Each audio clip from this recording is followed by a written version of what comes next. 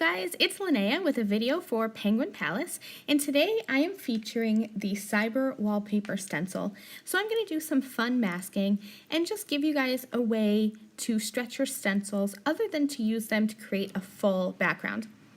So I'm going to use my grid mat, and I have a regular A2 sized card on my desk, and I'm just going to line this up so that it's centered left to right. And then I'm going to ink blend probably about the bottom third of my card. So I've used some purple tape to mask off the top half of the stencil. I have this so that it's lined up straight and that the masking tape is going to kind of cut the stencil right in half of those diamond shapes. So it's going to be a really clean look. I'm just going to blend on 3 different shades of purple ink, just to get a variation of color. And then I'm going to spray this, leaving the stencil in place with some silver glitter dust from iCraft and Thermalweb. And this is going to give it a pretty sparkly shine only where the stenciling is, so those white areas still remain crisp and white.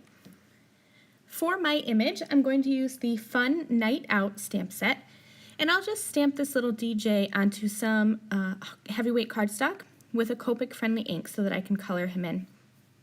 For the cat, I'm just going to use some warm grays. I have W0, W2, and W4. I started with my lightest, then to my dark, my medium, and then back over everything with my light again. And then I will give him a little bit of pink with an RV11 marker.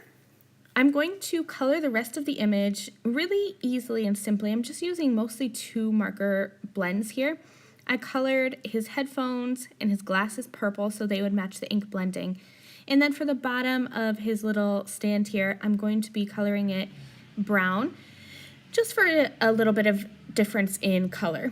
So again, I'm just starting with my light color, which is my E74, and then I will go in with my E79 and just add a little bit of shading for depth and dimension and cover over the whole thing again with my E74 marker. Once I'm all done coloring, I'm going to use the Coordinating Fun Night Out dies, and I will cut out this little kitty. So the sentiment that I wanted to use was too long for my card design, but that's no problem. I just cut it in half. And don't worry, this will not ruin your stamp as long as you cut in between the part that actually stamps.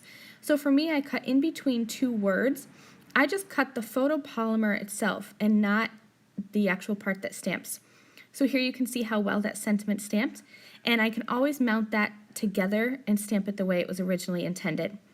I'm going to finish off this card with just a little bit of clear glitter over my stamped image, and that will finish this project. Thank you all so much for joining me. I hope I will see you next time. Bye!